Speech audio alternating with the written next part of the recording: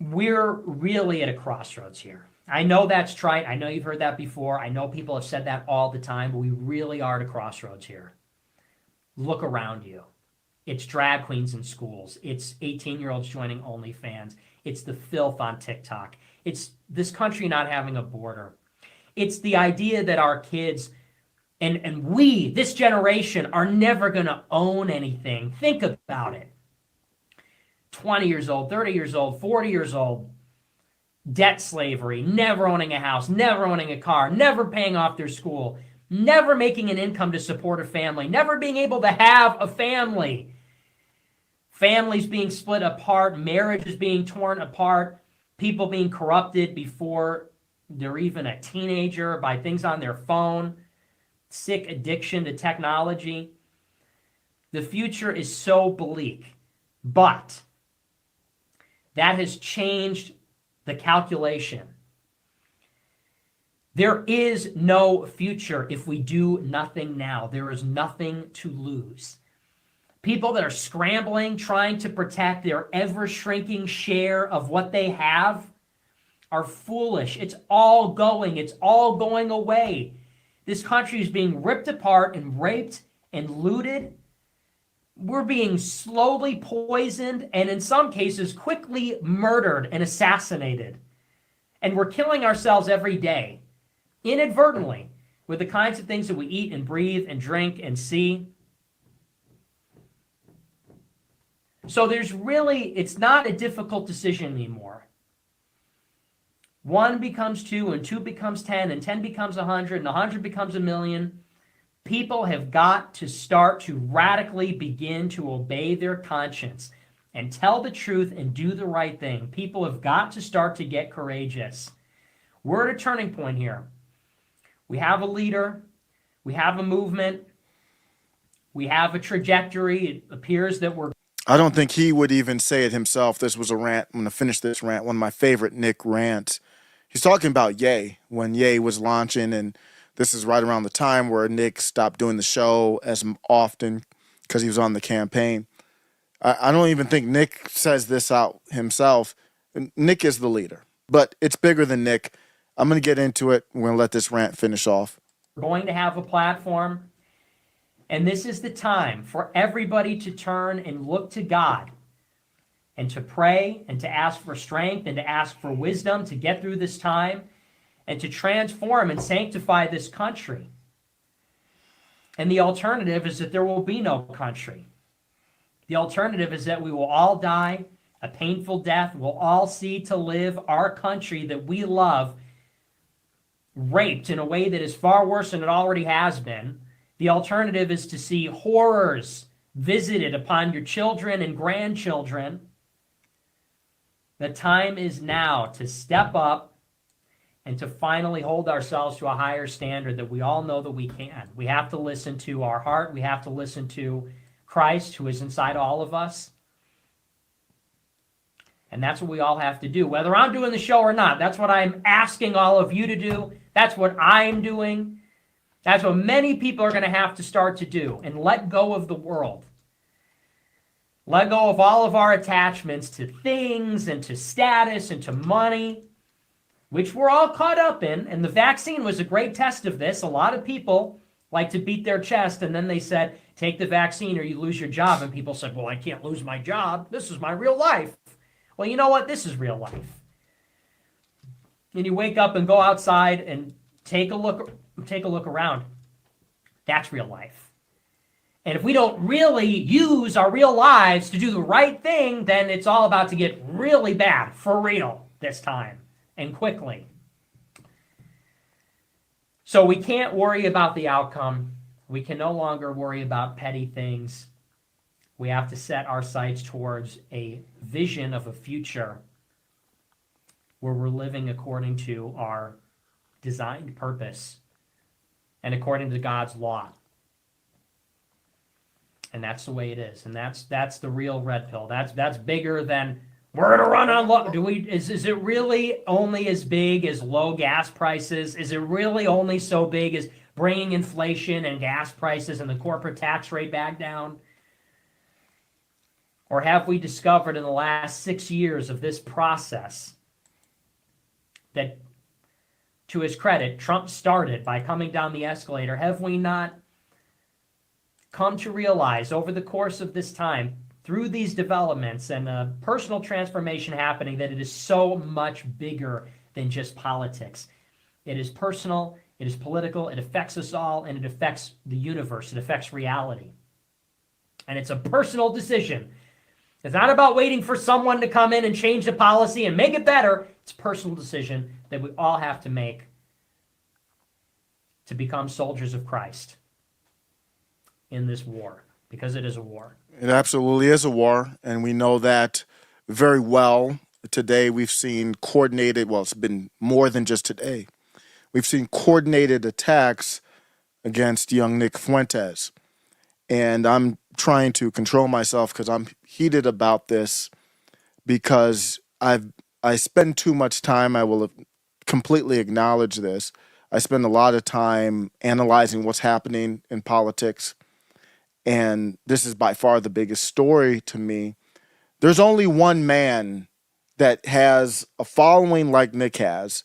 You put together all the pieces that he has, the strong following, the leadership, a guy who can do fire podcasts with humor, with facts, with knowledge, to put the whole package together.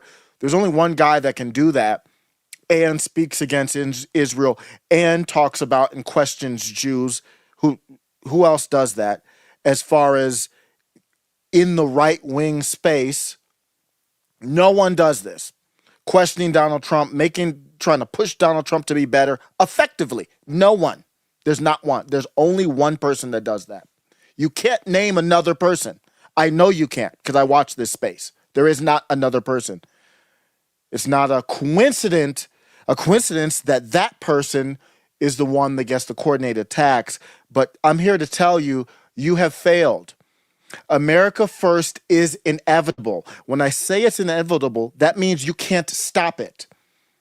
You might smear everyone involved, starting with the top head honcho, and you work your way down, whoever they are. Who's they, though? You can go and attack and smear and do whatever you want, but the essence will not be destroyed. It can't be destroyed. I'm passing it on to my sons. My sons will pass it on to their sons. Nick has passed it on to others. You can't stop it. We fear no one other than Christ. And Nick has talked about it many times. He knows that there's going to be these attacks. And like a true leader, he says, bring them on to me.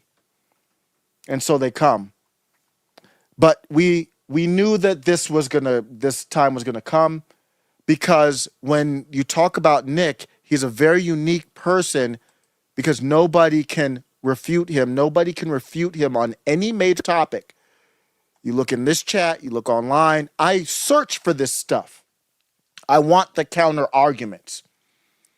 I have not heard one person present to me a strong counter argument on any substantive major topic that he has talked about. I mean, I've heard people argue on other sides. There hasn't been anything that I've heard that says, oh yeah, he's pick a major topic. Oh, he's way off. Never seen it.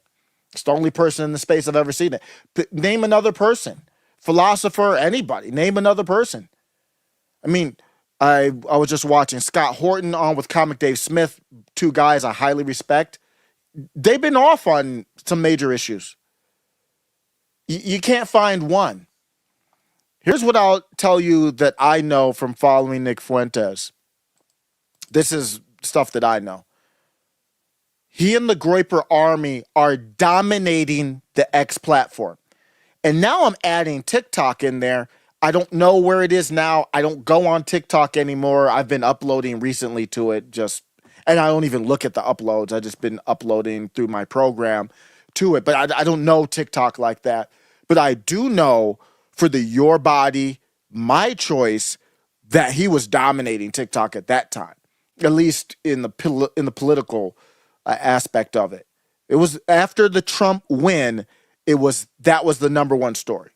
And I don't even know, it could have been more than that. It could have been even almost up to where Trump was winning, as far as in the ether. I didn't see clips of kids, black kids, talking to black girls in class about Donald Trump winning. I did see clips, multiple clips. I was shocked myself. I'm like, these are young kids. These are like high school, look like ninth or 10th grade. They're trying to use it as a joke, whether you like it or not, that shows the influence. Telling a black kid, boy, telling a black girl, your body, my choice. Showing that the influence that Nick has. Can you imagine if this bruh wasn't unconstitutionally banned from YouTube? Where he could have an income, more exposure, more reach. He can't even sell his hats. I do have some crypto, but I don't even rock with crypto like that. So I didn't even order one of the new America First hats. And that's a shame on me because I can just get the wallet and do it. I don't even know if I've ever made a purchase with crypto before, even though I have a little bit. He can't even sell the damn hats because he's debanked. So they banned. Props to Elon for letting them back on X. I do put a caveat there because I do think there's something to X being a honeypot operation. Elon Musk is very smart. So don't just give this bruh Elon Musk credit for bringing Nick Fuentes on X. It's weird because I never really heard an explanation as to what it is, why he did that. He could always say maybe because I'm free speech, but obviously he's not. David Duke is still, and others are still banned. So it's not a free speech stance. But it's good that he does have reach. But the number one reason, we all know, the number one reason there is a coordinated attack is because he's not afraid to question the Jews. And the reason why I personally say Jews, you can parse out Zionists or whatever else. Nobody cares. Do you consider me black? Nobody cares when I crash out on the blacks. Am I considered blacks? I know when I walk down the street, I don't identify as black, just to be clear, because it means Democrat obedient is all that term means, because anybody can identify as black. Kamala Harris is black. I don't identify as black, but when I walk down the street, I'm black. I crash out on the blacks all the time. I say Jews because you have an ethno state, Israel, for Jews. So I don't need to say Israel. I don't need to say Zionists. I'll just say Jews. That's your terms. And there's nobody in this country, there's no one that is leading the question this is not even from like a evil or a violent or any type of, it's asking intellectual questions about Jewish power, about Jewish influence. People get all squirmy and uncomfortable about it. Well, of course, they're going to go after him.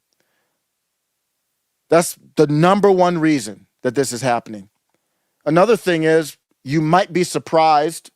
I'm not as surprised because Rush Limbaugh, who was a great not podcast, but radio is basically the same thing.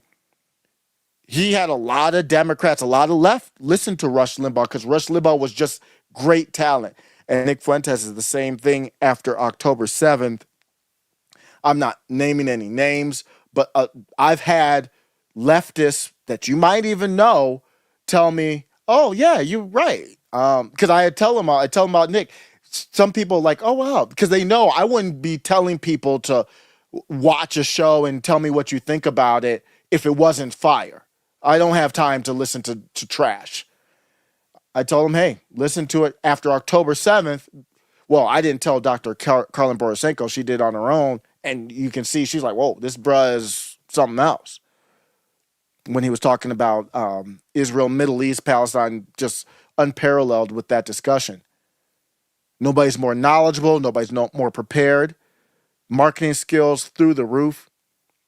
That's how you get a following like that. I don't have any time. Who has the talent to do that? Nobody. There's very few people that have the talent to do that. sense of humor cuts through the noise. So it's not just a geeky kind of intellectual breakdown all the time. No, it's humor. It's laughs. Can't do that. Everybody can't do that. Steven Crowder is a comedian, and he's not half as funny as Nick Fuentes is. Joe Rogan. Joe Rogan isn't 1/100th of as funny as Nick Fuentes. So you've got a guy who's just like, I mean, this is a guy who's like Jordan. You can shoot he can shoot a three. He can do mid range. Great defense, leader. All media outlets are afraid of this guy, but obviously they are. That's why they won't have him on the show, on the show, because when he's on the show, we see what happens. We still have clips from him on the infamous, one of my favorite shows, the Elijah Schaefer, Sidney Watson. You Are Here, I believe is what it was called. It's been a while now. I forgot even the name of it, but what a great show that was. We still see those clips going viral on TikTok. I still say, I'm like, damn, that was like 3 years ago now. He fears no one but Jesus Christ, and they're obviously out to cancel Nick Fuentes. He talked about it in that amazing podcast with Jake Shields. I could get banned at any moment. I have no F's to give. I'm not here to pander. I'm a grown-ass adult. I fluctuate through this. Sometimes I'll self-edit, whatever. I ain't in the mood right now. I'm a grown-ass adult. And if YouTube wants to cancel the feed right now, go ahead and cancel the effing feed. I'm not breaking any laws. I'm not doing anything wrong. Let's go. And they took, I think this got taken down. I'm not sure. He heavily edited this, Jake Shield, on YouTube. I was looking for it. I couldn't find it on YouTube. I don't know if it got taken down or if I search whatever. But Nick Fuentes talked about when he was 18, basically how the Daily Wire tried to turn him into a male Brett Cooper. That's my words. What did that feel like being that ostracized? I believe you were 18. Yeah, that's right. When I was 18. Well, you know, it's a very strange thing because I think a lot of us are on this journey. So this shit isn't new with him. It's not new. Since he was 18, they said we got to get this guy under the umbrella, under the Glenn Beck umbrella. To have the privilege to stand with the Jew is a tremendous honor. You're fine. If Nick had said this, he'd be fine. It doesn't matter what, and all his other takes. If he would just say this, he would be fine. To have the privilege to stand with the Jew is a tremendous honor. Now, you know, we're realizing that things aren't exactly as they seem, and we're all transgressing these political correctness boundaries, you know, and people are kind of stumbling around in the dark, feeling around for the truth. And I think in that process, they find out that there's these severe repercussions. And it's kind of a tricky thing because you can't really know until you do it.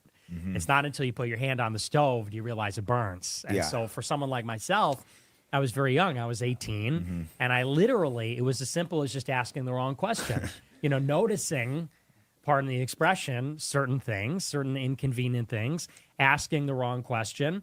And I was swiftly and severely punished for it at a very young age.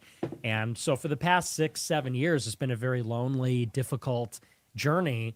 But you know, ultimately, I don't regret it. It's in a lot of ways it sucks because I've been completely ostracized, and I don't think people realize what that looks like on a day-to-day. That's tough.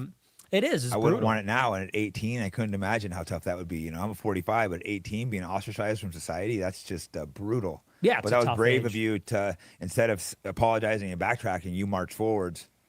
Right. Half the people spreading this propaganda attack don't have the courage to stand for anything that would put them at risk of anything. Supporting Donald Trump, for example, where there's no risks with that now. There's college football players doing the Trump dance. I'm not saying that that's bad. If you want to do the Trump dance, do that. I just want to make sure we understand this isn't 2015 when I was watching Ann Coulter talk about how she supported Trump in 2015. That was a courageous stance. Nobody even thought he was a serious person in politics at that time.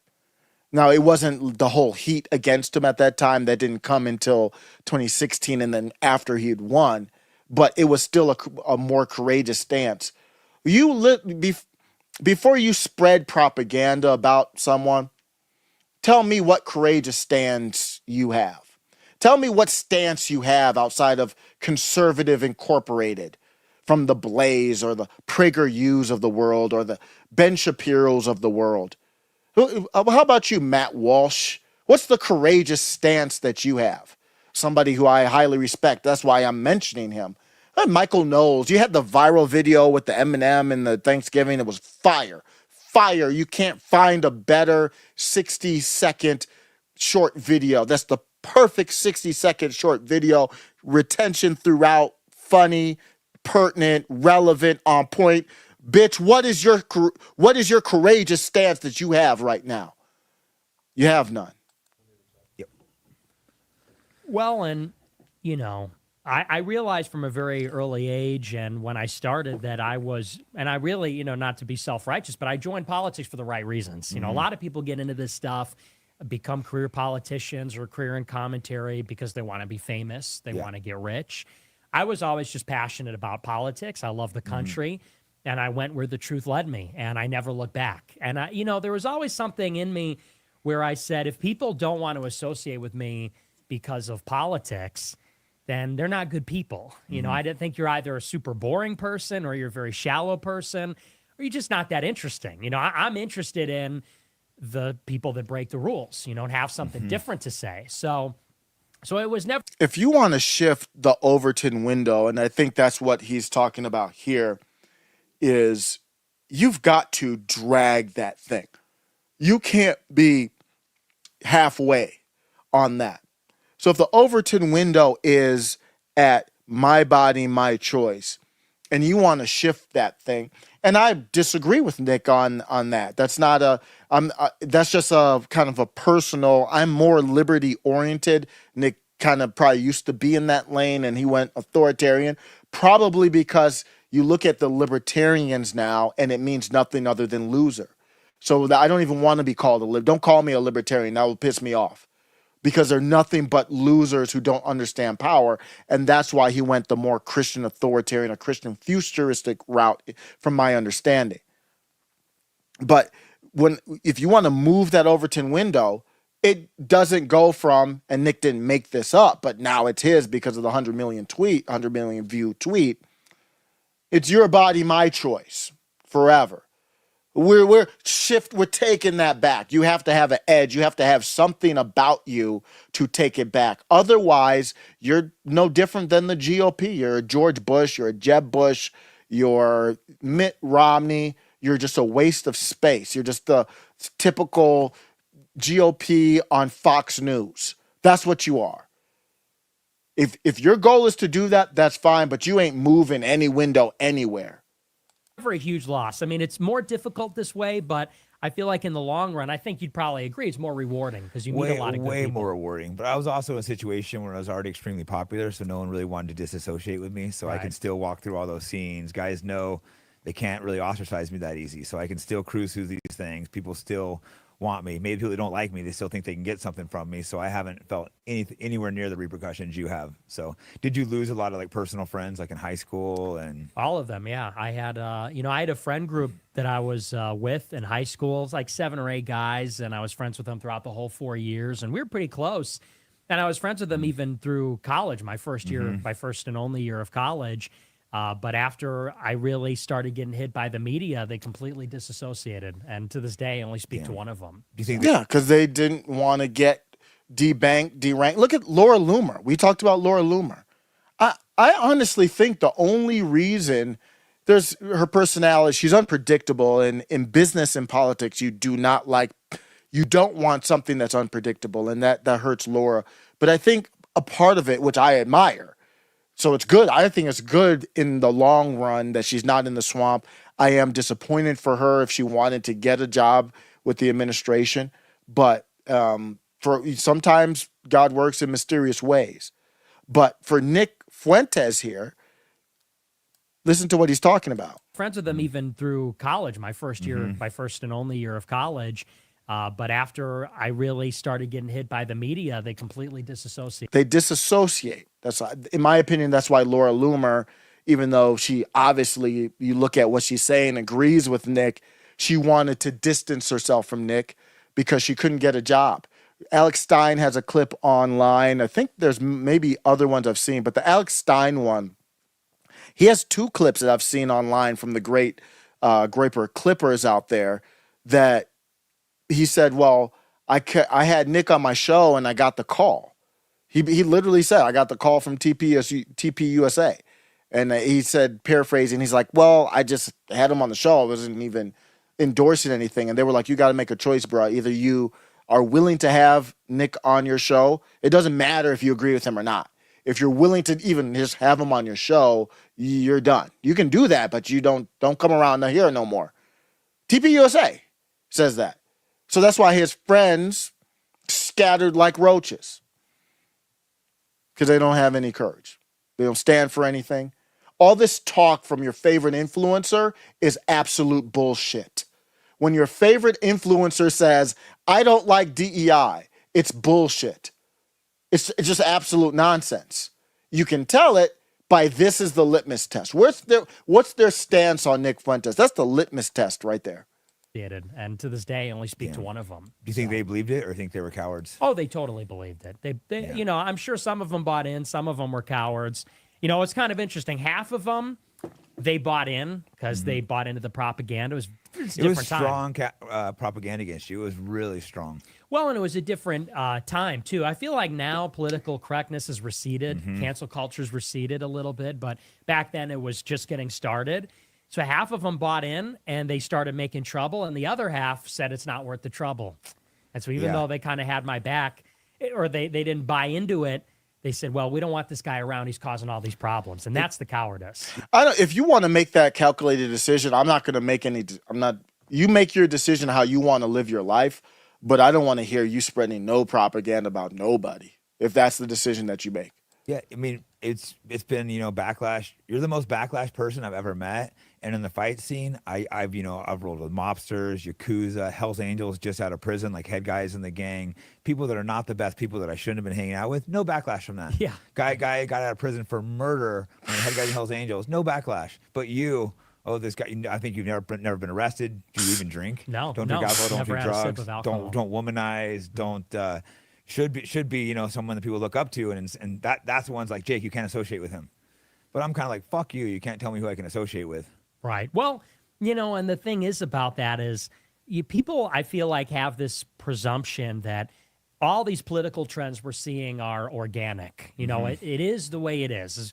People think that these are just the times we live in. When they see the craziness, they see, that the government's totally corrupt, the country sucks. People just kind of have this complacency where they say, well, that's just how it is. This is just a sign of the times. And that's why people defend Trump at this point.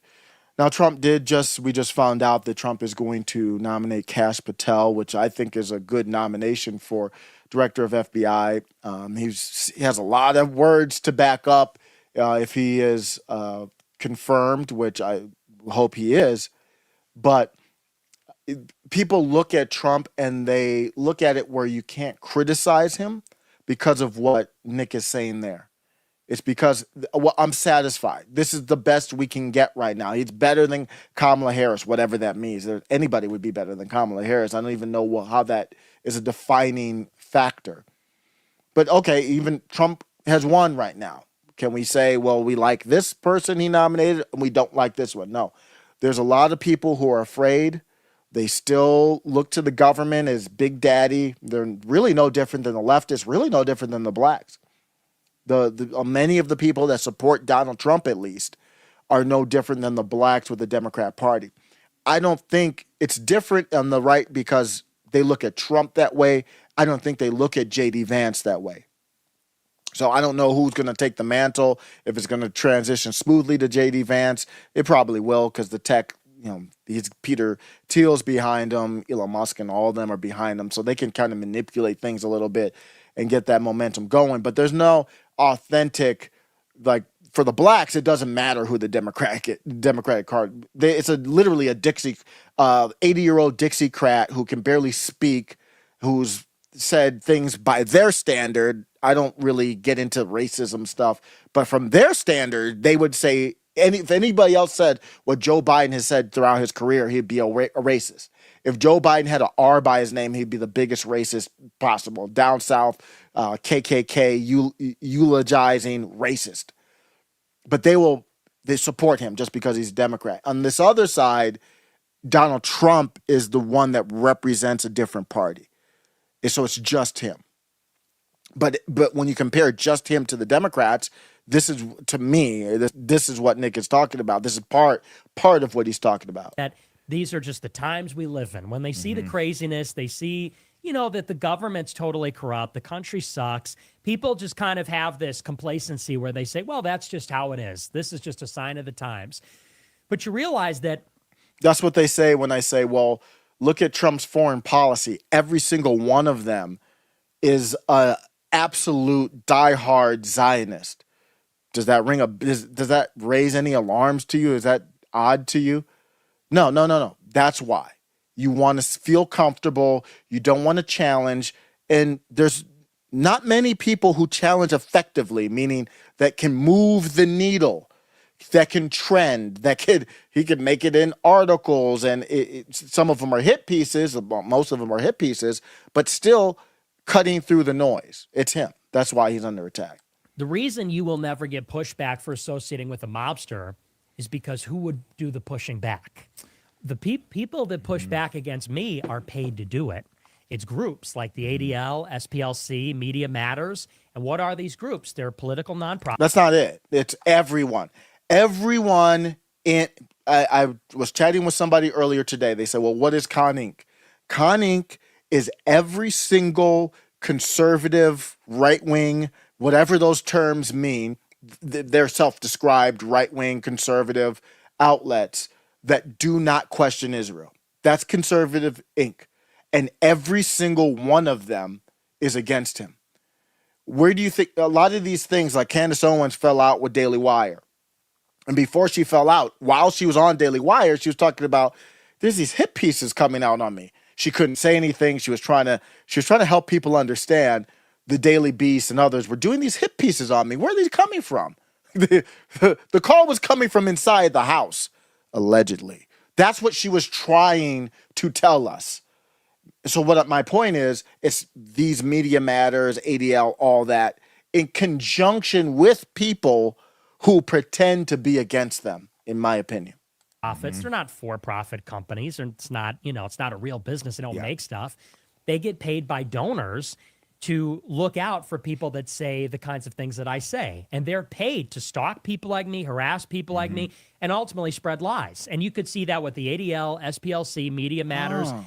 They do it about people like me or Kanye or Candace Owens. Now you lately. Yeah, remember Kanye's crazy, and Candace Owens is a raging anti-Semite. She's banned from New Zealand, banned from Australia.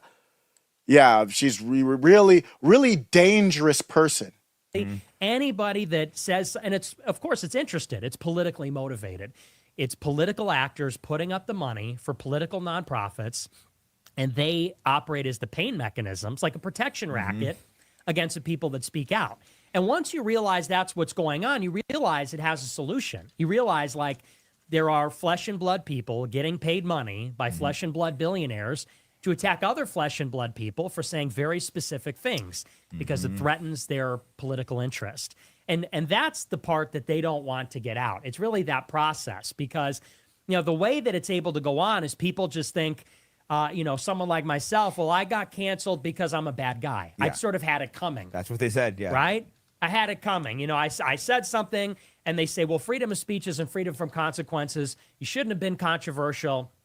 But it's like you say, somebody like O.J. Simpson could kill a person. And he still goes out, and people taking pictures with him. Exactly. And, it's O.J. I can do an interview with O.J. No one will say anything. Right, and no one will say, well, you shouldn't have killed somebody or something. But that's because killing people or being a mobster doesn't threaten the political interest. And therefore, the media, which is totally controlled, and these nonprofits. By the same people. Right, the whole thing, they're not coming after murderers, drug dealers, because that doesn't threaten the interest. And so, we really do live, people call it the Matrix. They talk about red pills. And what that's getting at fundamentally is that the world is a little bit more designed than we think it is. You know, that's really to get to the fundamental premise, the simplest form of the idea of the Matrix analogy.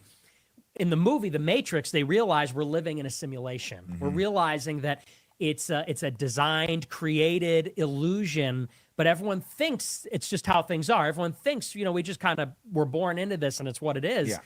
And the analogy is that our world is very much like that. You know, that we look at the world through a lens of media, movies, smartphones, and all of that is put on the screen by people, by very wealthy people, by connected people.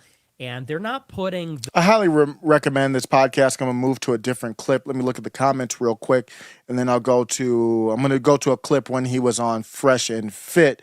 I'm just going to do a bunch of Nick. It's almost like a Nick appreciation show is what you're going to see.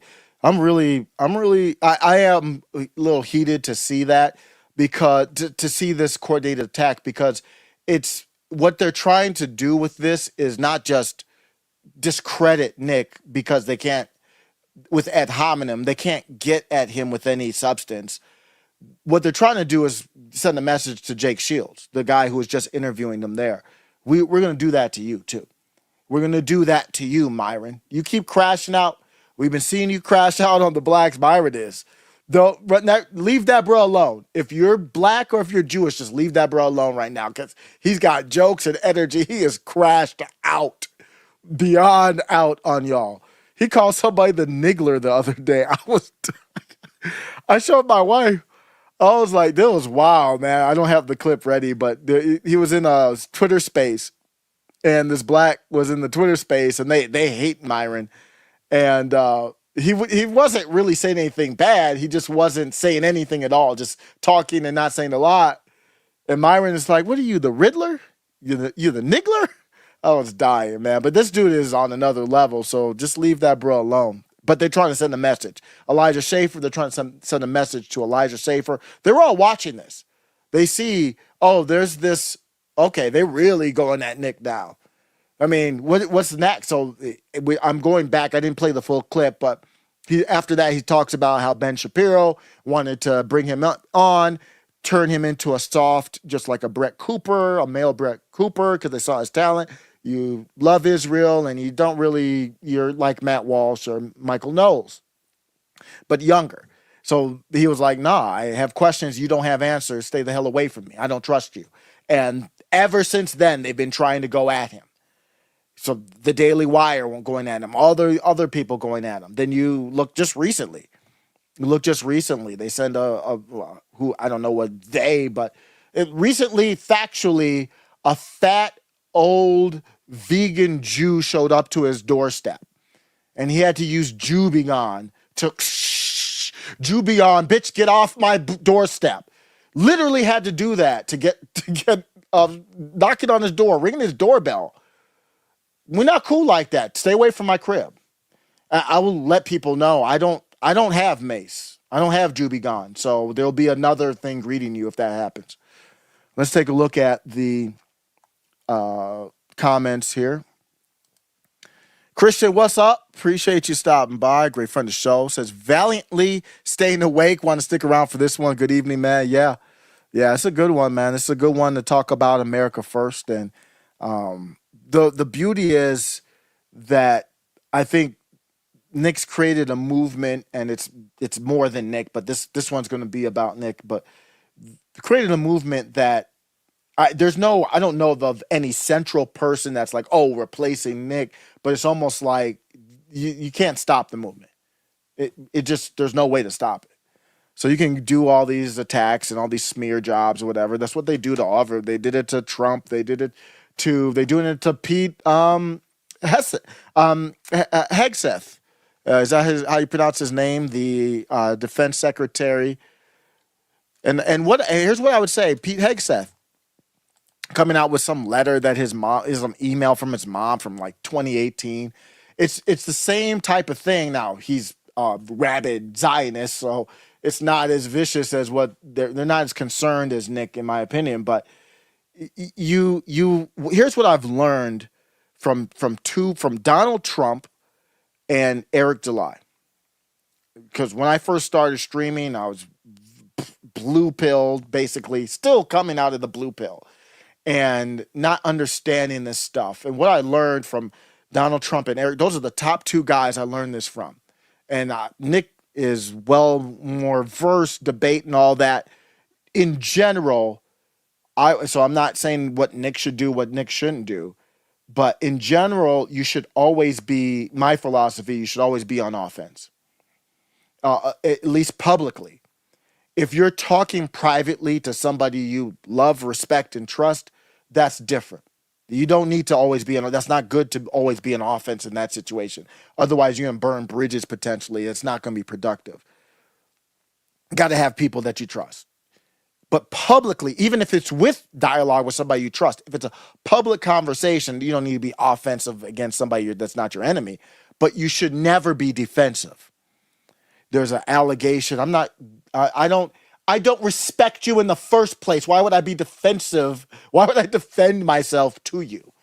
If I'm in a private setting talking to certain people, then I will explain. I think that would be a different conversation.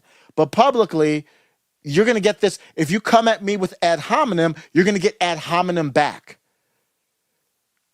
Recently, I had an unfortunate back and forth with Miss Pat. I didn't want to have beef with Miss Pat, I just as an example, but I had to go offense. I posted a clip of Miss Pat, and she's a big comedian. I didn't mean that. That one was not a pun intended. She's fat, but I didn't mean when I said she was a big comedian. I did that. That was not on purpose, actually. But she's a well-known comedian. She was on with Shannon Sharp, and I'm just taking clips of Twitter, just like a lot of these people are, just stealing clips and putting them on X. But the clips I think are interesting. And she was talking about how Joe Rogan retweeted her show, and a lot of the blacks that she knows didn't even retweet her show to like help her promote her stand-up show. And she said during the pandemic, one of the only people who called her to say you good, she didn't need anything, was Joe Rogan. And I posted the clip. I posted a link to the full video, and I went into it, and I did a little bit of a clickbait headline, but I think it's no lie in it. I was like, Ms. Pat said Joe Rogan helped her when blacks didn't.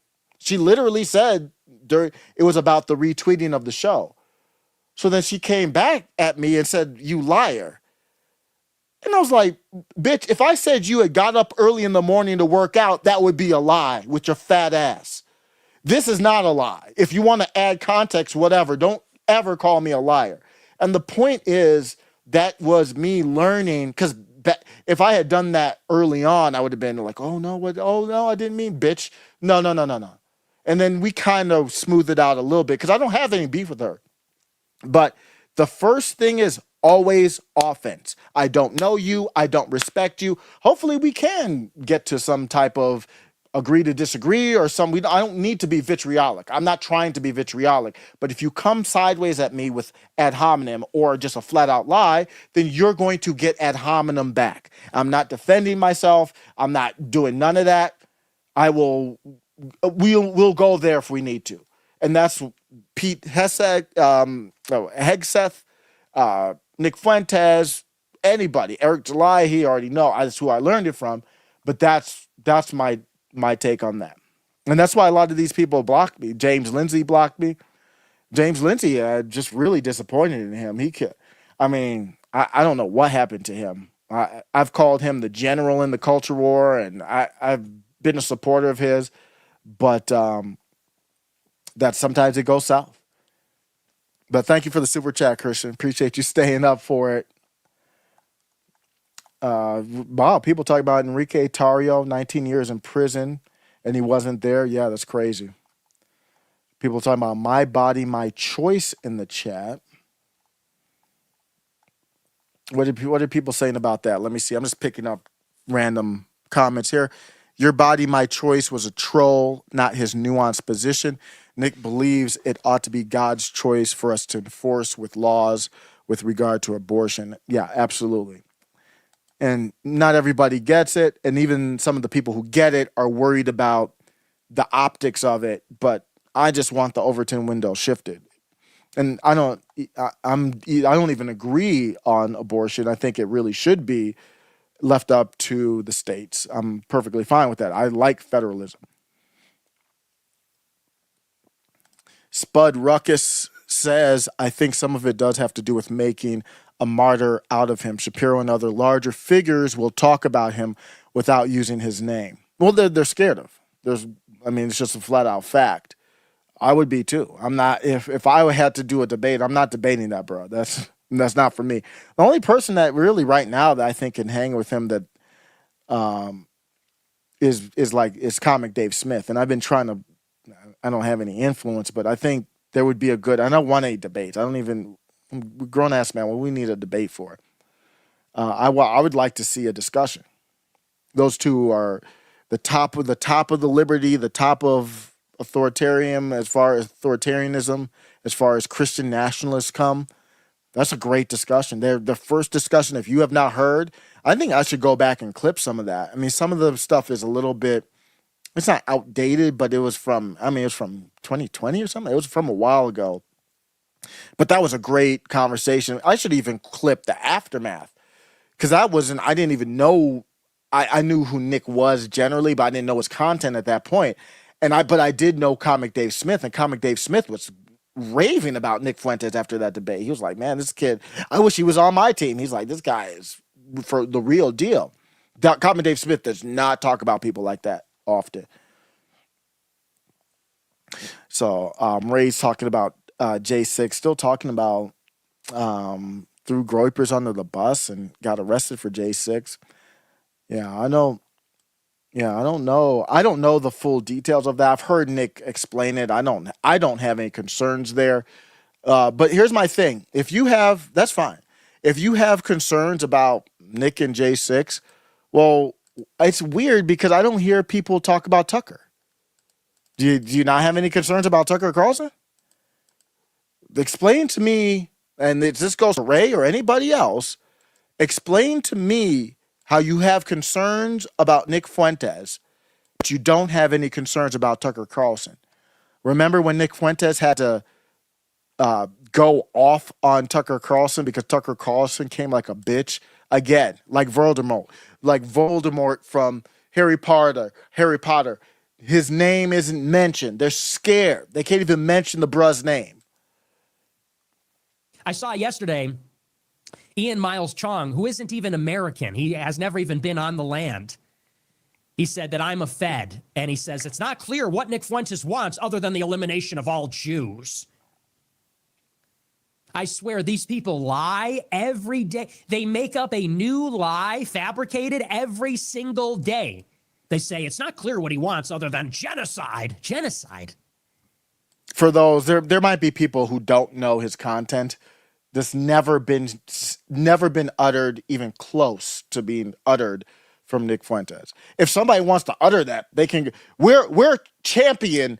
All of MAGA is champion genocide right now in Palestine.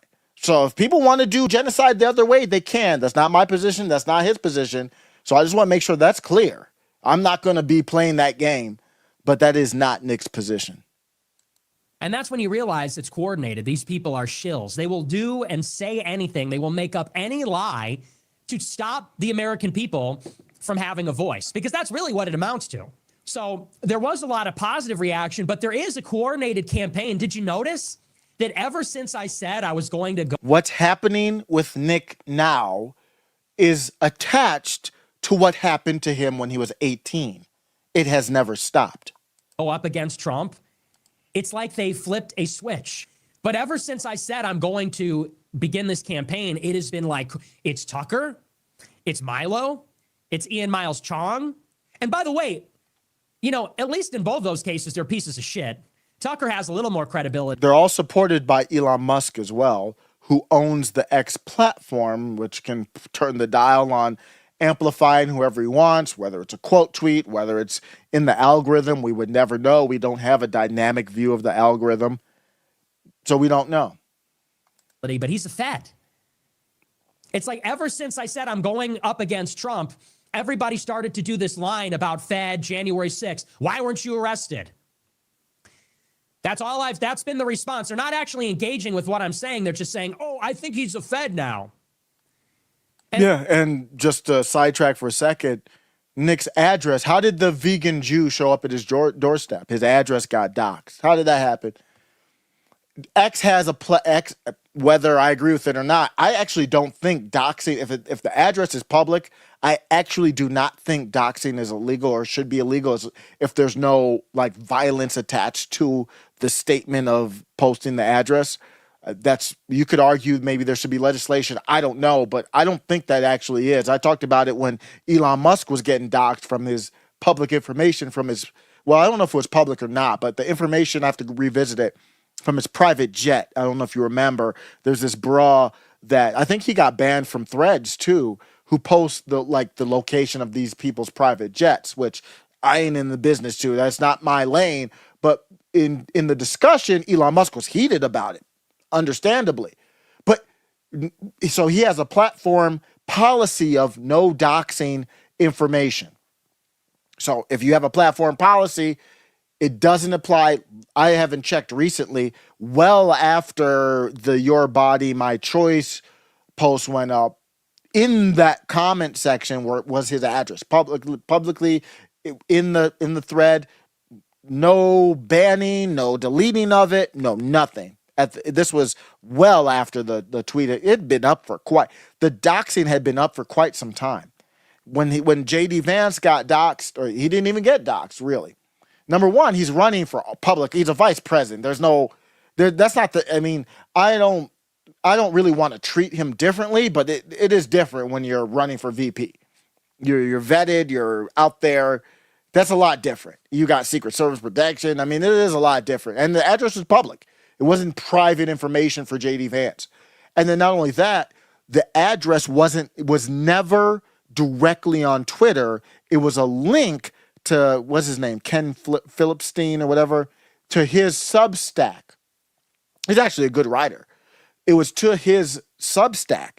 So he put a link to his Substack, and in the Substack was the dossier. The address wasn't even in the Substack article. You had to click on the dossier, if I remember correctly, and then it was in there. That's not a doxing, but he got temporarily banned from X. Nick's address was directly up in X on a tweet that has 100 million views right now. Everybody was adding Elon Musk. Elon Musk didn't care at all.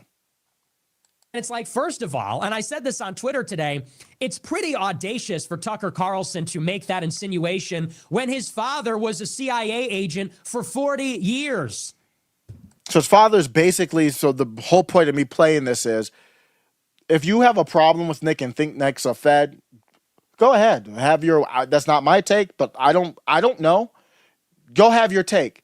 My question for you, though, is, do you have any thoughts about Tucker Carlson? Because now it's making me wonder why you're calling one guy a Fed, but you have no questions about Tucker Carlson. Explain that to me.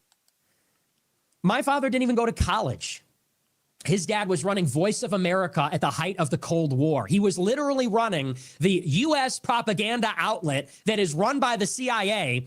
He was the longest serving president of the U.S. propaganda outlet in history at the height of the Cold War. It seems to me like 90% of the people who say Nick is a Fed or Nick is this, Nick is that, have nothing to say about Tucker Carlson. Well, let's go on the offense about Tucker Carlson. Yeah, but it's me. But I'm the problem, right? He interviewed Eric Prince. Eric Prince replaced the U.S. soldiers in Iraq. He's a CIA asset, and he's in a group chat with Tucker. And Tucker invited on Joe Kent, a Green Beret. That's U.S. intelligence. He had on Curtis Yarvin, another... Joe Kent, who very importantly got destroyed by the Groypers for disavowing a few years ago. Was that 2020 or 2022? I forget. I think it was 2022. Child of an American spy. Curtis Yarvin's father was as a diplomat and works with Peter Thiel, a federal informant and contractor. So, there's something really interesting going on. Yeah. Where Peter Thiel is an FBI informant. Literally. Literally. Not ad hominem. This isn't even ad hominem. Literally an FBI informant. So you understand, and you can look this up, Peter Thiel was an FBI informant. This was revealed by Charles Johnson. He was an FBI informant. His net worth, 50% of it comes from his company called Palantir, which exclusively contracted with the CIA for almost 10 years. This is the guy who funded J.D. Vance's Senate run in Ohio. I don't think he funded Trump at all, but he funded J.D. Vance in his Senate run to beat Tim Ryan, I believe. In Senate, Tim Ryan was a formidable foe. Dropped 15 mil easy to defeat him. CIA, FBI informant, big tech guy. Who do you think's going to bring in the World Economic Forum type of industry where everybody has their identification by their fingerprint on you go to the store or your cards on your chip? Who's going to be doing this type of stuff? It's Peter Thiel and that tech space. Don't nobody care because Peter Thiel is a rabid, insane pro-Zionist. That's why you don't care. That's what, if you don't care about that, but you care about Nick Fuentes, he's just a podcaster. Why do you care so much about the podcaster? That's fine. If you care so much about the podcaster, why can't we talk about these problems? From 2001 until 2008. And now they contract with the NSA, the FBI, every major law enforcement agency. And they're MAGA now. Elon Musk, the same thing. The people cheer these people like they're MAGA. Peter Thiel funded J.D. Vance's Senate campaign, and before that, his venture capital firm. Vance was funded by Thiel in the private sector, and then Thiel gave Vance $15 million to get the Senate seat. And it was through Thiel that Vance got the Trump endorsement. I know that story. Very few people do. Vance got the Trump endorsement through Thiel because, and I'm not going to give specifics, but Thiel was able to secure that for him. Tucker Carlson allegedly persuaded Trump to make Vance the vice president. Tucker's dad ran Voice of America for 20 years. Tucker's in a group chat with CIA asset Eric Prince. And that's a takeover of Donald Trump. That's a takeover of MAGA. That's what they're doing. Elon Musk, Tucker, Thiel, Prince.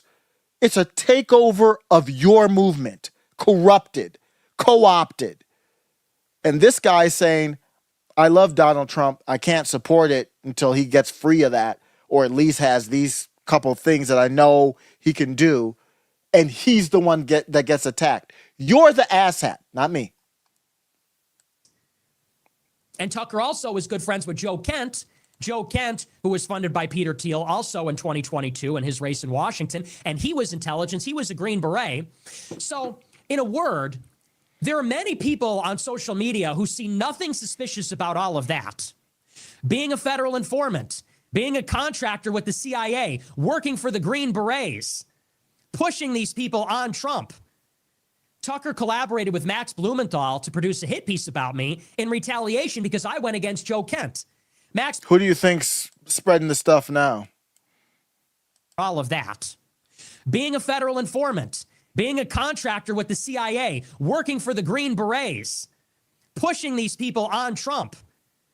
Tucker collaborated with Max Blumenthal to produce a hit piece about me in retaliation because I went against Joe Kent. Max Blumenthal is the son of Sidney Blumenthal, who was a famous hatchet man of Bill and Hillary Clinton. Tucker Carlson interviewed Kevin Spacey on Christmas. Kevin Spacey is also a very close friend of Bill and Hillary Clinton. So time out. Let's just time out here for a second. Let's just wait. Yeah, let's time out.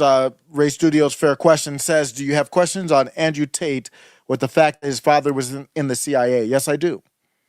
I have that on record, multiple videos. I've been very harsh on the Tates, but I will agree with them. I mean, Andrew Tate says what I want to say in 1,000 times better, 1,000 times more hard-hitting, 1,000 times more articulate in many ways. So yeah, how big is the problem? I don't know. I don't get into stuff I don't know. I go by what they say. But yeah, I've taken a note that he learned how to play chess. He manipulated. He made money doing whatever kind of prawn site he did. But people who are rich make their money in unsavory ways. Elon Musk has made his money in some unsavory ways. Where are they mining the lithium? Where are they mining the cobalt? I've done videos on that too. Life is complicated. Everybody's not. But when I compare I want to compare Tucker to Nick is what I want to compare right now. And somebody tell me why you question Nick, but you don't question Tucker. That's all I want to know. Answer that for me. Is that a fair question? That's all I want to know. A minute, okay? I'm a 25-year-old live streamer. I've been doing this live stream since I was in high school, since I was 17 years old, when I was a senior in high school. I've been doing the show. This might be a Joe Kent question. I want to answer it real quick. How did he disavow? Joe Kent in 2022 was asked about, I talk about this a lot, and I do want to bring it up again.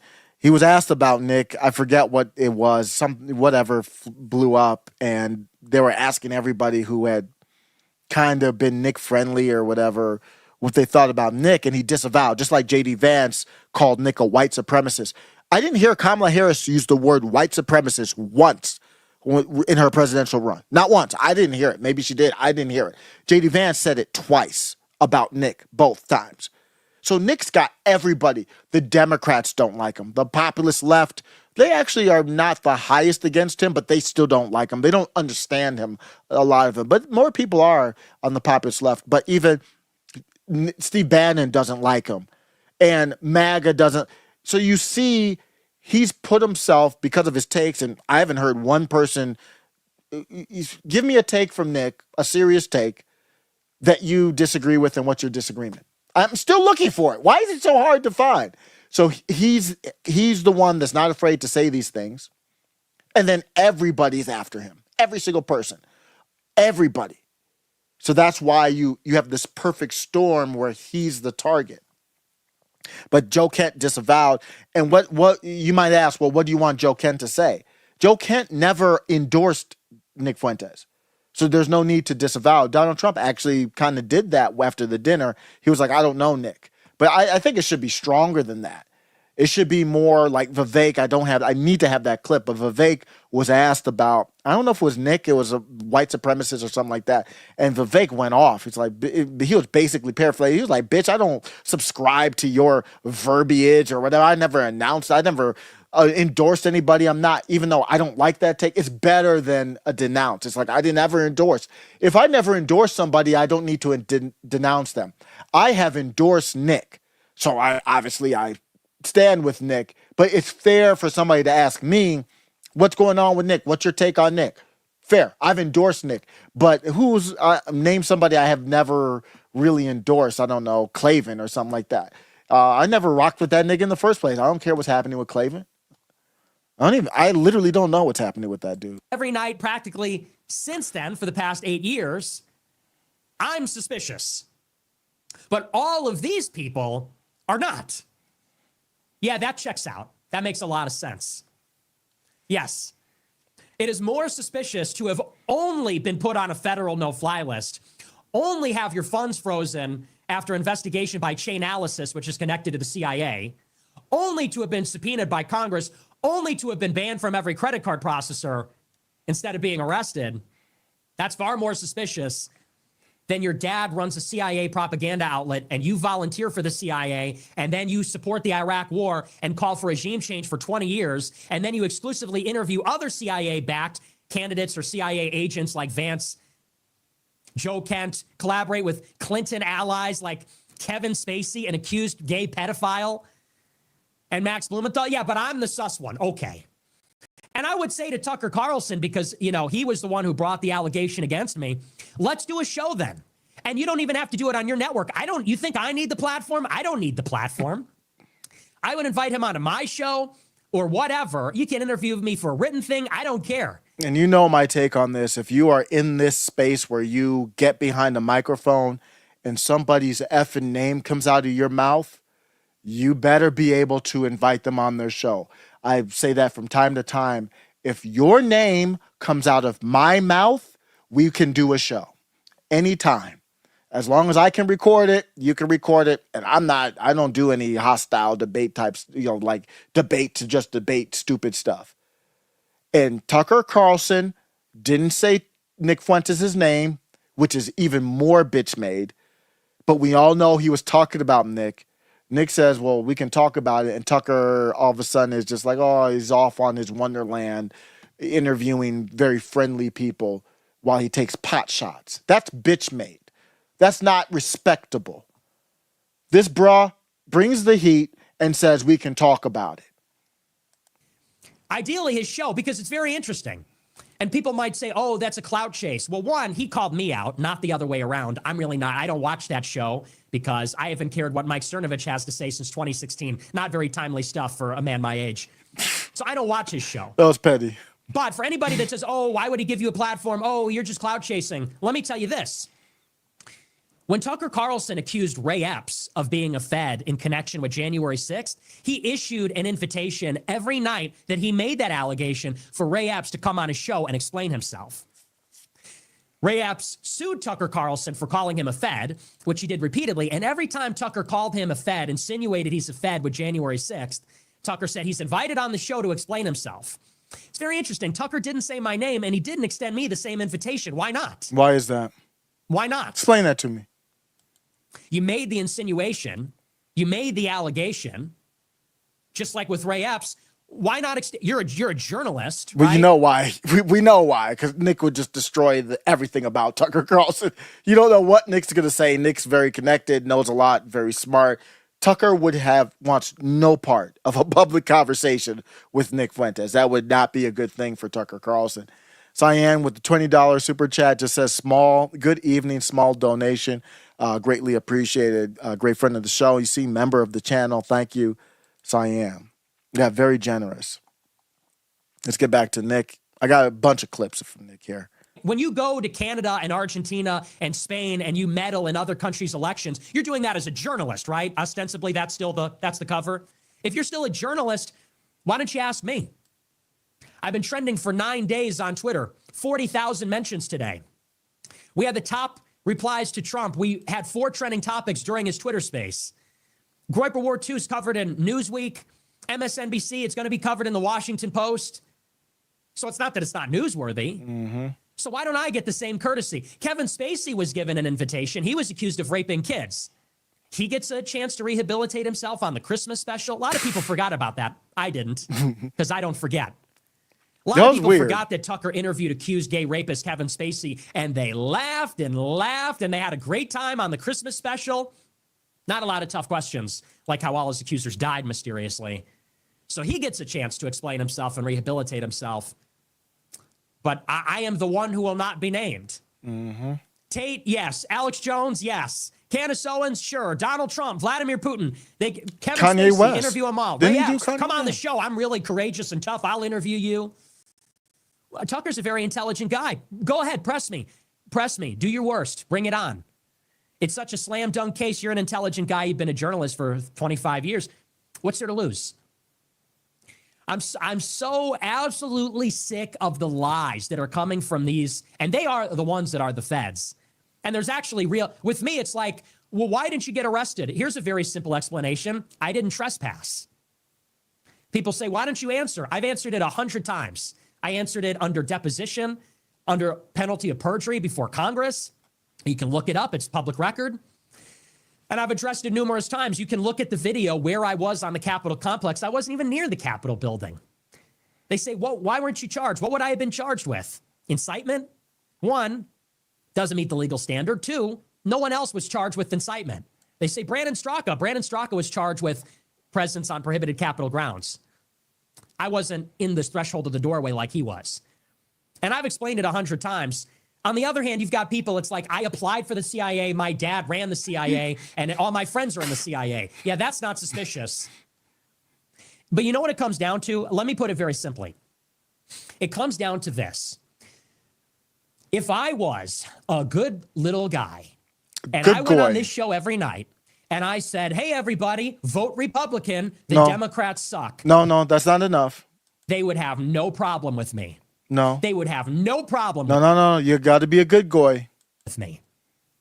If I came on the show every night and I said, hey, everybody, are we all conservatives? Are we all going to vote in this election for Republicans against socialism? No. Oh, they'd love me because I'd be their Gen Z outreach. Yeah. They could get rid of their budget and they could pour it all into me. I'd be their best, because I'm funny and I'm charismatic and I'm cool. I'd be their Gen Z outreach. But the thing that they hate about me is, one, I criticize the right-wing establishment, not just the left, but the right-wing establishment also. Two, I'm an activist. Yep. I'm not just a guy that says, hey, everybody. He's not just I called him a podcaster. That's disrespectful. He's been in the streets. He can organize people. He's got, I mean, the strongest force on the best political platform. X is the best political platform. Whether he was banned or not, the Groypers were dominating that platform, and they're dominating it right now. That's what this latest smear campaign is about. Because when you go on X, the Clippers, the Groyper Clippers have really done a great job of providing balance of the humor, the good takes, the topics of what Nick talks about, and they do it quick now when the show's live. I mean, sometimes I didn't even click on the show yet, and I'm seeing the clips of the show. And if you search on X, Nick Fuentes rant or something like that, you see the Clippers. But what they're doing now is flooding the zone with all this bull, all this nonsense, all ad hominem, all this other salacious kind of rumors and all that kind of stuff. And that's part of it, to kind of flood the zone. That's not going to last. That's not sustainable. Buy my product. Good evening. You're watching The Republican Show. Buy my Republican branded water. Buy my Republican brand coffee. Buy my Republican brand gold. I have no sponsors. It's all viewer funded. It's all if the show is good, I have an audience. If the audience likes the show, they give me money. Content is king. I don't do sponsorships. I never have. It's crazy. I don't have sponsors. I don't do ad reads. I don't have they wouldn't be interested even if I was open to that. What they hate about me is that I have immense popularity. I have a cult-like following of genuine fans. They actually listen to what I say. They're not just Republican slop enjoyers, you know, and they can change the channel between Crowder and Bungino and get Biden's demented, Biden pooped his pants, Biden sucks, Biden's a communist. You know, people actually follow me. They believe in me. And I don't just use that to sell merch. I also use it to make impact. And I say, yeah, like, we're going to go to swing states and we're going to use our leverage. I'm an organizer. I'm an activist. And they hate that. They absolutely hate that. They want influencers that they can pay. Oh, look, it's a teeny bopper, 19-year-old influencer on TikTok. Here's $1,000. Can you say that Kamala's a socialist? Yes, sir, because all I want is to buy a Tesla and a white and gray condominium in Miami. Yeah, not me. I can't be bought. I can't be bought. I don't have advertisers. And I actually care deeply about the country, and I have followers, and I have this immense organizing power, and they're terrified at the prospect that one of the Goyim, one of the underclasses is going to rise up and use that power. That's what they're afraid of. They fear that. And that's what— Did you hear they try to make Goyim kind of like a banned word? That's crazy, man. $5 super chat. Venus says it's very rare someone to come on board to AF and make it through the scandals. Example, Chris Brunette, who has been part of the kind of the propaganda, said you are a loyal brother. Thank you, Venus, for the $5 super chat. That's a funny kind of avatar there. Appreciate you. I don't know, Nick. I don't have allegiance to anybody. It's what Nick was just talking about here. He's like, I talk about these things in a way that people who are searching the truth will be looking for. If I'm searching the truth, kind of my first intro class was Tim Pool. And I used to love Tim Pool, used to listen to the show every day. I'm out on Tim Pool now. I'm in no beef with Tim. I'm just in a completely different place. He doesn't provide me what I need. I think Nick is like more of an advanced level where there's no holds bar. We can talk about the real, what's underneath the surface. It's almost like you go into a therapist or something like that, and they'd say, well, what's going on? You talk about the weather. That's surface level. What's really going on with your childhood or what, dynamics at home or something like that. And Nick gets to the heart of things. So that's what I am tied to, is somebody who has the courage to do that and has provided me with hours upon hours of entertainment, knowledge. It makes you feel like, oh, I'm not the only one who sees this. I never forget his rant recently, July 4th. The exact same thing happened to me. He said, July 4th, I think it was July 4th. He said, I was out about in the neighborhood. I'm just paraphrasing it. I forget the exact story. And he's like, I'm looking around and it's all these, it just seems like it's all these immigrants. And it's like, and he wasn't even doing it as a, like to be, even make a joke about it. He was just like, they don't even speak the language. We don't have anything in common. It just doesn't feel like we have that connective tissue, at least where I'm at, is what he was saying. And I came out to my neighborhood, but I'm in Colorado. It's a lot of, and I'm nothing against the Latinos and Mexicans. It's not against anything like that. But it is something where I talked about, and I never forget that show of Nick's. I think it was the 4th of July or Memorial Day, one of those. And I went out in my neighborhood, and then later on in the summer, Donald Trump took the grays to the ear. We were like 3 inches away from catastrophe, or 3 inches, like millimeters away from catastrophe. And I'm out in a public, like a park in our neighborhood. It was a gathering, 100 people. Not one person talked about it. Not one person. I wasn't going to bring it up. Maybe that's what everybody was thinking. But my point is, I don't get that from other people. So that's what I'm, tied to and supporting. I haven't even given. I've subscribed to Tim Pool for years, and bought stuff and given him money, and I've given Nick nothing. That's bull. That's bull. So I did donate recently and will be shifting. I got shift money to support people who really provide a value to you, provide a service. If you want to save your country, or if you want to feel connected, then you got to take your money to that. I told my wife that my kids were watching. I got 2 young kids, 8 and 5, 2 boys, but you keep showing the Wicked ads, and I think we're watching football and stuff. They're starting to get into football, and I think they're showing the Wicked ads during the football, and I don't blame them. Kids like, oh, can we go see Wicked? And my wife was saying something like, yeah. I'm like, after we were away from the kids, I'm like, don't do that. I'm vetting these movies. I have no problem going to the movies. I know I'm going to fund something that I probably don't like, but if it's too overt, I'm not okay with it. So we got to find something that we all like. So don't promise that to the kids. And she said that about another movie that we could go see. I forget, another kids movie or something like that that's coming out. I'm like, well, I got to vet. Oh, the Minecraft thing. I'm like, I don't know. I got to look into that first. We saw Teenage Mutant Ninja Turtles Mayhem. That was just a great experience from start to finish. Just great. Even the Black Fat April.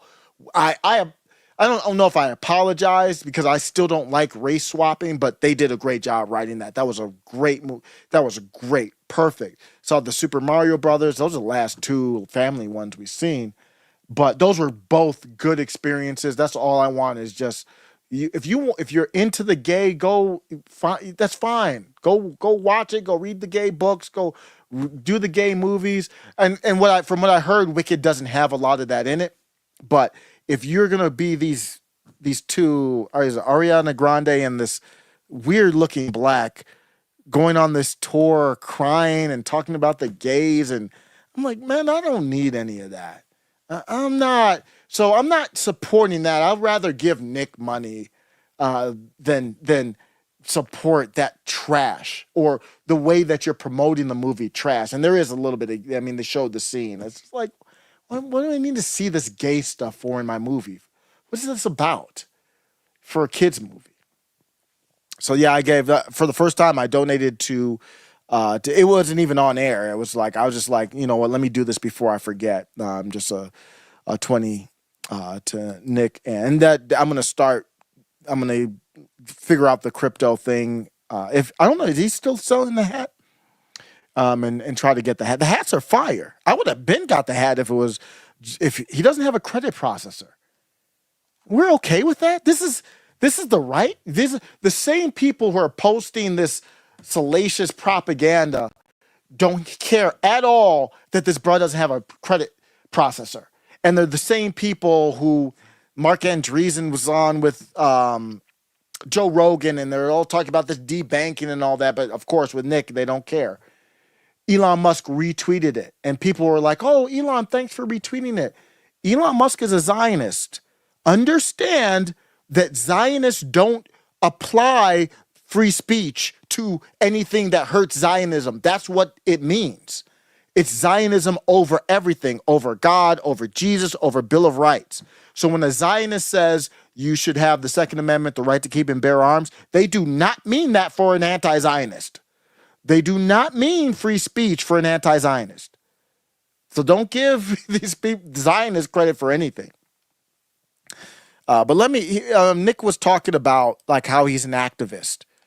Well, he was in the streets. This is why you see this kind of stuff going at people, because he was in the streets, FPAC 4. Why was he in the streets? Because partly they banned him, the venue canceled on him, where he had the venue for everybody to speak. So he took it to the streets. What other influencers doing that? Taking to the streets, and he's on the right talking about Palestine.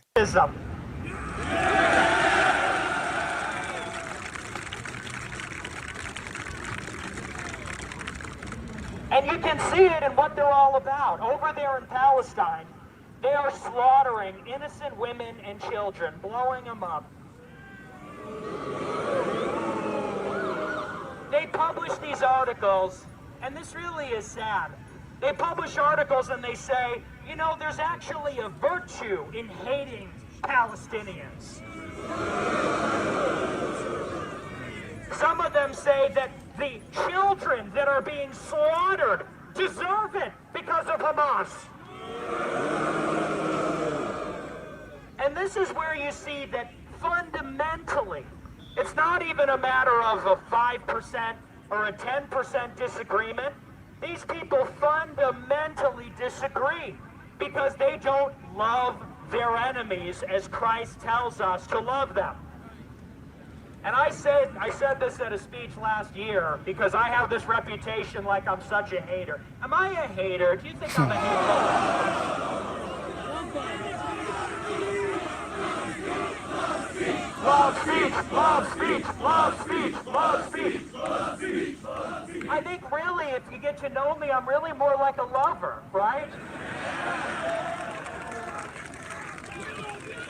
Like, I love everybody. He's on the street with a megaphone talking about the atrocities in the Middle East. Yeah, that's a problem. That's a problem.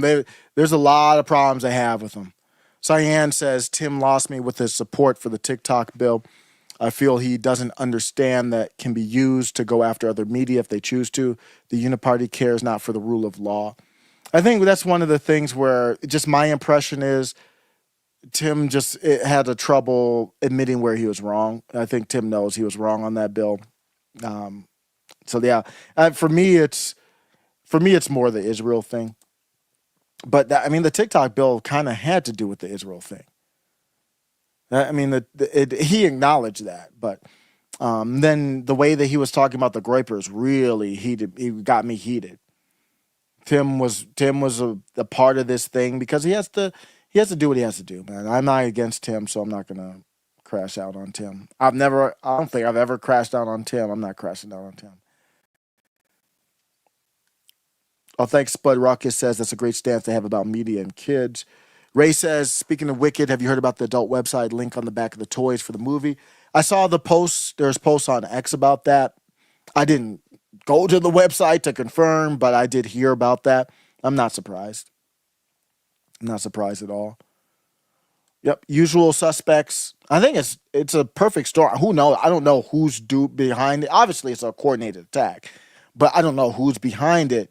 But there's a lot of enemies, as you can see. He's in the streets in Detroit. Not afraid to go to Detroit and get dapped from a lot of people. He's not afraid to talk about that funny country. Let's talk about it. And if Israel's no longer focused on Hezbollah, they can train their sights on Iran. And that is what they're saying. Now we can focus on the head of the snake, which is Iran. And that is what every incoming member of the Trump administration has said. Pete Hegseth, the defense secretary, Marco Rubio, the secretary of state, Mike Waltz, national security advisor. They have all said, we're going to take the handcuffs off Israel and let them bomb Iran. We're not opposed to it. We're going to pursue a high-pressure campaign, and we're going to do regime change in Iran. What is the United States going to do? Day one, they're going to drill, baby, drill. What does that do? Drill, baby, drill means it's going to drive the global price of oil down, which depletes Iran's government revenue. Two, they're going to enforce energy sanctions on Iran. You can bet with 100% certainty that those will be the terms of negotiating the tariffs with China. Because who is Iran's largest buyer of oil right now? China. China buys 95% of Iran's oil. And the incoming administration has said, we are going to pursue high pressure, which means sanctions enforcement. And when Trump goes on True Social and says, we're going to slap a 15% tariff on China, those will be the terms of mitigating the tariff. I support the tariffs. I do not support it if it's what Nick's saying. You see how he helps you put the pieces together. Some of you might have already known this. I didn't know a lot of this. I didn't know this before Nick brought it up. And it makes you start searching like, whoa, I'm putting pieces together. That's dangerous. And then on top of that, he can do the funny stuff that goes viral. It's not just intellectual. So it's the whole package here. But I'm for the tariffs, but not for anything like this if it's to put pressure on Iran for Israel. They're going to say, well, we can give you relief from the tariff if you stop buying Iran's oil. Now, China, they have a shadow fleet. And so they will attempt to evade some of the enforcement or compliance with the deal, maybe. And there's no way for America to stop them. Iran will find perhaps other buyers of the oil. But the global price of oil collapsing, combined with sanctions enforcement in a negotiated settlement with China, is going to make Iran broke. That's stage one. Stage two, and they've telegraphed this also, is they're going to give Israel everything they ask for. They say, we're going to expedite aid. We're going to take off any restrictions on the aid, like humanitarian concerns, whether Israel's allowing humanitarian aid into Gaza. At least Stefanik is on record literally saying, without qualifications, without questions, Israel gets what they want. All of it. And I believe is she ambassador? I have to look up I forgot her position, but I don't think she has to get confirmed, but let me double check that. They're going to give Israel all of it, everything they want, and then some. And they're going to let Israel provoke Iran, just like Trump did on his way out in 2020. And as Iran's economy collapses and CIA operations begin, Israel... Yeah, she's UN, basically what Nikki Haley was, the UN ambassador. ...is going to provoke Iran, which is going to bring the United States into the region. The next time there's an exchange of fire between Israel and Iran, we're going to be sending 2 carrier strike groups to the Persian Gulf, the Eastern Med, to signal that we stand with Israel. That's when you get into false flag territory. That is when Israel is going to launch an operation to constrain our options and force our hand to pursue regime change in Iran, which is extremely reckless. There's no one else. Somebody name, is there anybody else on the right who will talk about the topic like this? Flanking it from the right, talking about where, like, at Nick's size. I think there's probably some smaller channels that do, but Nick's the biggest one. Cyan, thank you. $10 super chat. Appreciate you. Says, I don't pay nearly enough attention as you do. You're always on top of these things, sacrificing your time when you could simply watch TV or, more importantly, spend more time with the family. I did struggle with that. I think I've found that balance. That's why I'm up at midnight when I'd actually, to be honest with you, rather be asleep. I'm not good at night recording. I'm drinking coffee at midnight. Not what I like to do, but we just spend family time. So I gotta do that and be present and then kind of scrounge at midnight or whatever. And after I do this live, I'm going to record another video. So, yeah, but I do have to balance it. But when I do have free time, a lot of it outside of chores and household stuff, it's all listening, clipping, trying to research too. So, I'm struggling with that. I think I'm gonna get a Kindle. Because I got Whitney Webb's books, and the audio books aren't working for me. I just spaz out, and I always have to rewind. So because I like doing them while I'm doing whatever. You could call me the husband Jack. I'm doing dishes or whatever, and I want something to listen to. The books don't. A podcast I can do it because you can tune in and out. The books don't do it for me. And then I got the books from the library, and I want the ability to highlight. I want the ability. So I think I have to get the Scribe one. I want the ability to highlight. I want the ability, and I have an iPad, but I kind of like how the Kindles look. I don't know if I don't really feel the iPad like that for reading books. Is that just me? So I'm grateful to, hopefully get that, but I think that will help me with my knowledge. So I've got I mean, Tim has way more knowledge than me, but a lot of people describe Tim Pool as having like a sea of knowledge, but it's about an inch deep in most areas other than gun. He's very knowledgeable in guns now and, skateboarding and stuff like that. I'm just I'm like a millimeter and knowledge in a lot of different things about a millimeter of depth, but I'll look it up. But let's go on to some more here. This is a clip from Nick it looks like it's from way back in the day. And it's interesting because you don't see clips like this go viral. I mean, I guess it's just they're not sensational enough. But this is Nick talking about Western civilization and passing it down to the next generations. That's where traditionalism comes from, is recognizing that your family is not your parents, but your parents' parents and their parents, and so on down the line. And you see Western civilization not as something that you were born into, like, oh, hey, look at this cool thing. Look, I just found this. But as an inheritance that people fought for it, people bled for it, people died for it, to create what we have here, which is something really beautiful, something really special, and we have to preserve it. And we have to preserve it for our children.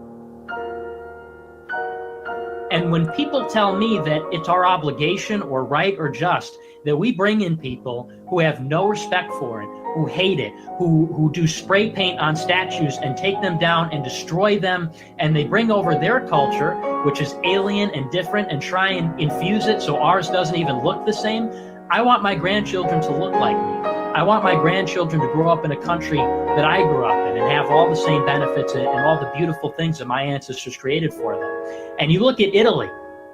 You look at Italy today, and I don't think anyone would agree with the trajectory that Italy's on, that in 100 years it will remain Italy. And I see all the countries in the world, particularly in Europe, and only in Europe, really in the world, where our people, our heritage, our culture are being erased. And we never got a say in that. And while we can champion our individual uniqueness, I think you have to understand that we all have our families. All of our families came from somewhere. And that we're just going to wipe them out willy-nilly as though they were trivial and arbitrary constructions, I think is a mistake. Part of the attack is about ending the so-called radical right as well. But I do think that's part of a broader concerted effort which is to de-radicalize and kind of blue pill the right wing. And it's working. You know, BAP is a big part of it.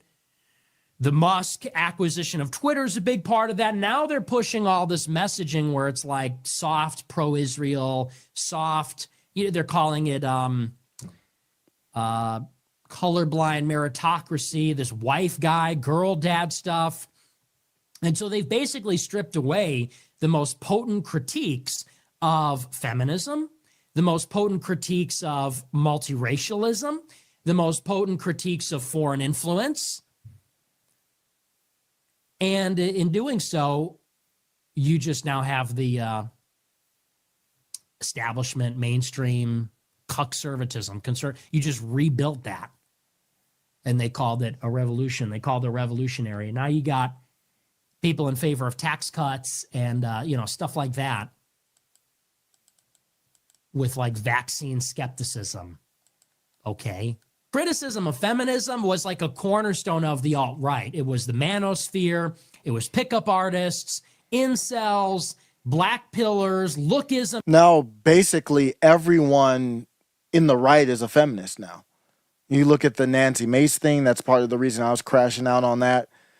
They're coming at it from a feminist aspect, and that's leftism. It's not compatible with me. Some experts, and in it is this recognition of natural hierarchy, that genetics are real and unchangeable and irreversible, and they have deep consequences. If you are born attractive and tall and intelligent, you will have a very good chance of success. And that is the reason for inequality.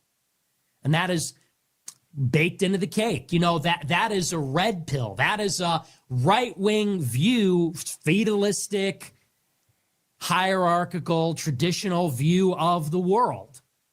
And it was a potent critique to say men need to lead, women shouldn't be in charge. And then women are irrational, women are selecting for these genetic things. Like that was a red pill. And now you're getting a bunch of normies who don't know anything, who aren't radicals. They don't know anything about politics. They're TV watchers, you know, they're Netflix enjoyers, just want to be left alone and drink their beer at Chili's.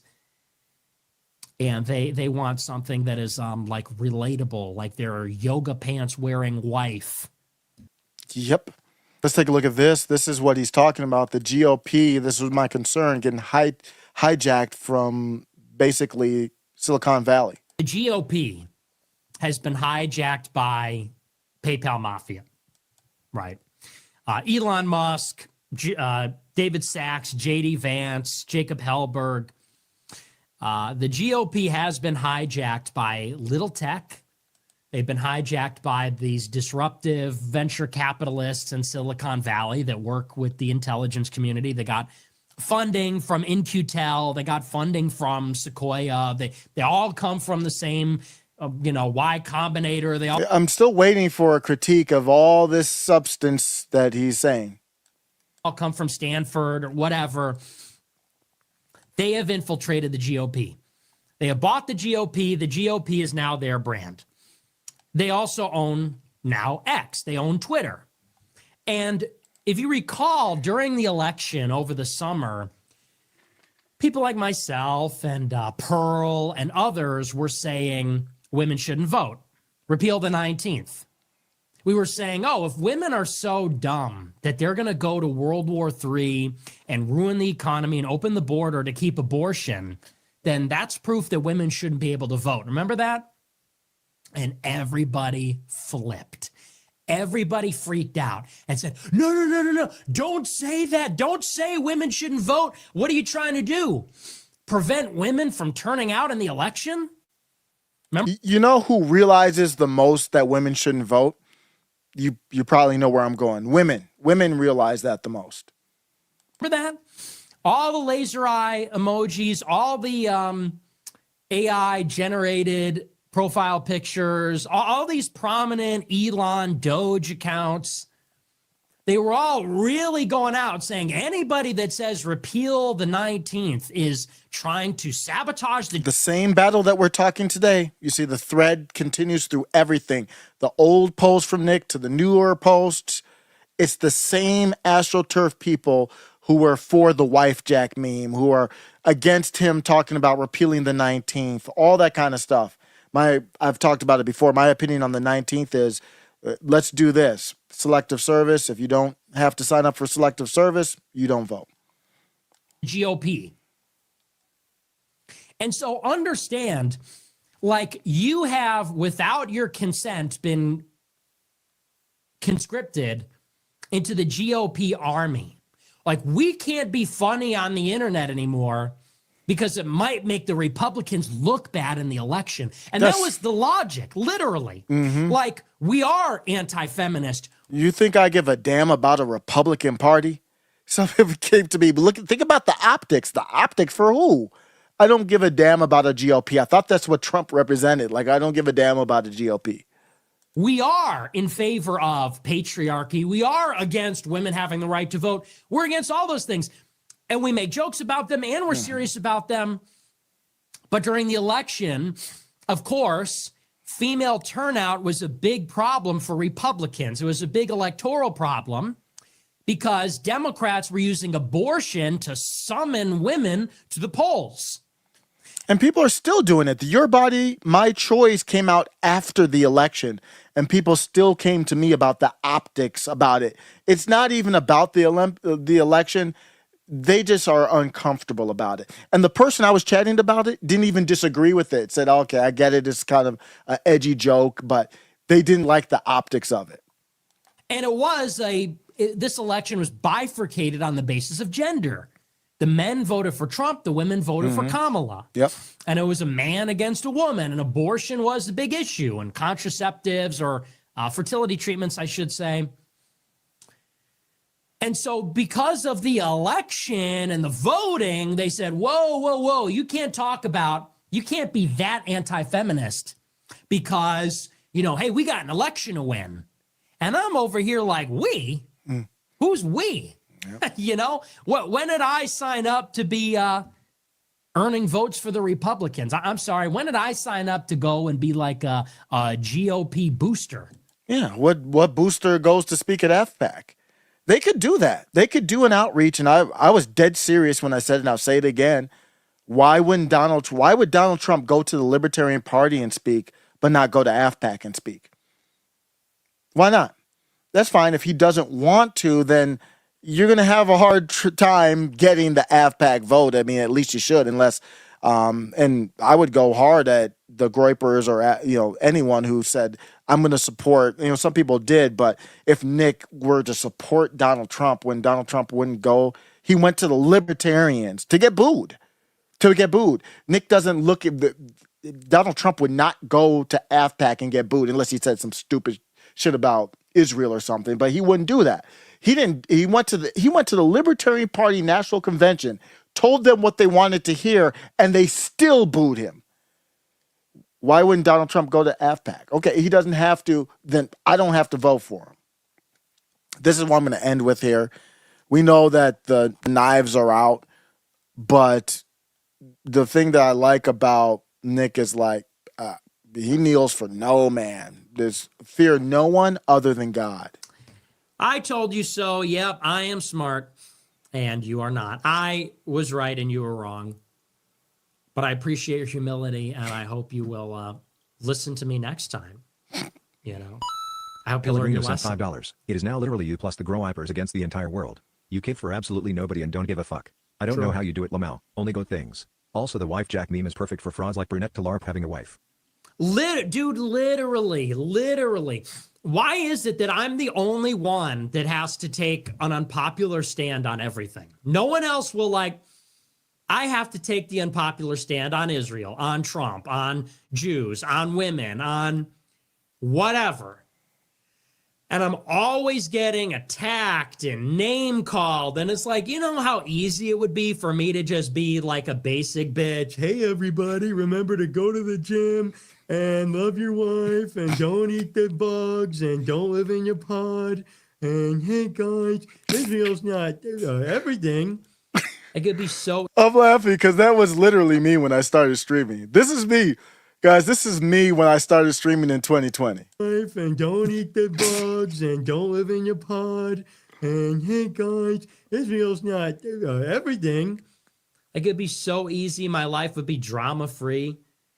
But I literally just put myself on the line every day for the content. Because I'm just goated like that. I'm like Maximus from Gladiator. I kneel to no man. I'm the GOAT. For that reason, because that everybody's like, oh, I don't want to touch that. Or I don't want to go too far. I don't want to piss off the dummies. But I just go out there and I don't even, some people, they do that and they want to be congratulated. They want people to go, thank you for your service. I just do it for the love of the game, because fuck them. I don't like wife guys, and I need to tell them what's up.